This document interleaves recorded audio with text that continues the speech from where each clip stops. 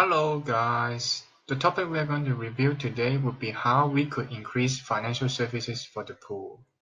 Over the past few years, as most of you may know that monetary policy from the government is not doing so well for the poor when it comes down to creating wealth. Therefore, rather than going the old way where we find solutions within the government's policies, we would hope to change it up a bit and start off from how banks could have changed it in a manner where they could finally provide critical wealth creation services for the poor.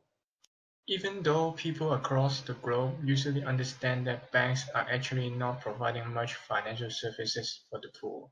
But did you know that the actual amount of people that is not gaining access to any type of banking services builds up to an approximate of 2 billion people? The reason to why these people usually doesn't choose or get to access a bank account is because the repayment of loan interest rate is either too high for them or it's just too far away for them to even get to the bank in person. Therefore, in order to create a medium where poor people can finally create their bank account, there are a few issues we would have to overcome. According to Mohan and Pontus, we were told that poor people usually live in rural areas which is not covered by banks.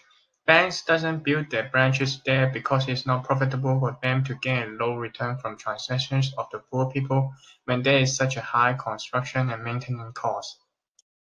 Mohan and Pontus suggest that rather than thinking of how we should reduce the cost of building a bank, we should just learn from what Gcash did in the Philippines.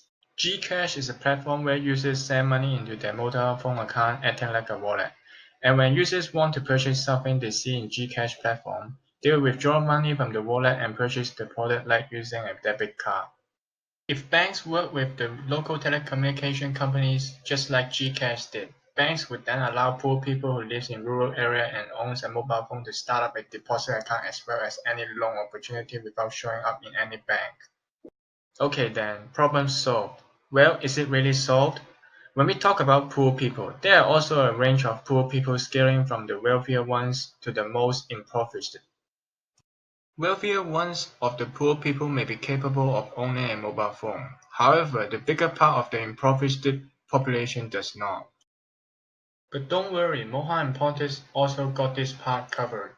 They suggest that banks should find a company called A Little World which has created a mobile phone that can connect to the bank database.